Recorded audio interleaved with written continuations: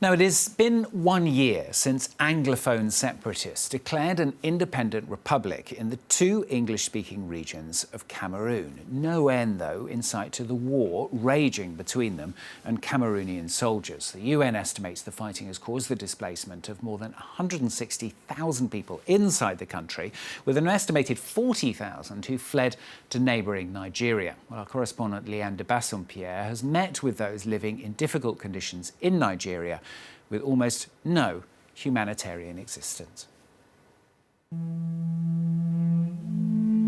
On the other side of the Cross River that divides Cameroon and Nigeria, more than 5,000 English-speaking Cameroonians have set up temporary shelter. They're among an estimated 40,000 Anglophone refugees registered on Nigerian soil who have walked, sometimes for days, to get here.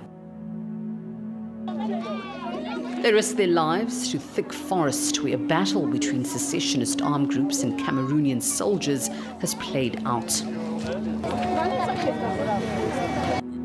On this particular morning, there's a rare distribution of aid for the victims of the war in Ambazonia, the virtual republic proclaimed by the separatists in the English-speaking regions of Cameroon. No, if I don't give, don't take. Pregnant woman. Pregnant woman, why don't give up, me go? They're being offered medical assistance as well as food. Local NGO, the Aya Foundation, the only organization providing aid in this area, has proven a lifesaver. The group of refugees have not as yet received assistance from the UNHCR, despite some of them having lost everything, like Winifred, who questions the help of the Cameroonian government, who she holds responsible. Somebody cannot be haunting you and trying to feed you. That we have been warning others that any food that will enter here and we don't know the real source, nobody should take, especially Cameroon food. And since we have seen his name on top, we are happy. Because I was coming like that, I for one, if I came here and I didn't see these people have been bringing the food, I will not take. Here, most of them have not received any rations for almost 3 weeks. Each family received a few bowls of rice and cereal. It's a difficult decision of what to save for the next round of distribution, with the amounts of food being rationed and tensions soaring between hungry refugees. Things degenerate quickly, and it's a desperate scramble for dozens of mothers, like this young woman, fighting for the survival of her small baby.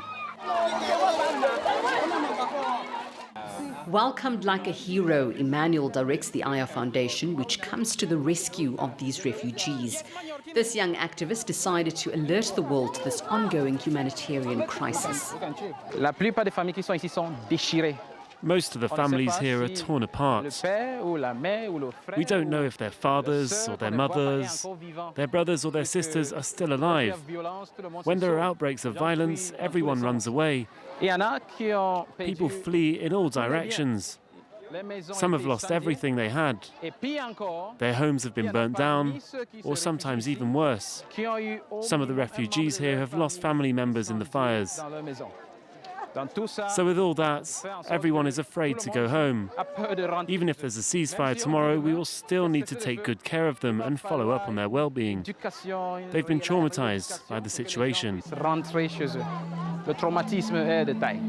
The trauma of a bloody war captured in these amateur videos by Emmanuel. There are images of war crimes being perpetuated almost behind closed doors, without independent witnesses to verify the numerous accusations of crime committed against civilians and minors in particular. They killed the whole family, even babies. The little boy was around 10 years old, and his sister was only 6. A few kilometers further is the Nigerian city of Ikom, which hosts a large number of victims of the exodus. Vivian demonstrates the unsanitary accommodation centers in the saturated municipality where she's found shelter. This is where we are packing our things here. We don't have mattresses. When you look at it, there are no mattresses. Look, there are about 35 people staying in this place. But you can imagine the type, you can imagine where they are sleeping. This is where human beings are sleeping. This is it. The UNHCR needs an estimated $80 million to deal with the matter, but up till now has been unsuccessful in securing the funds.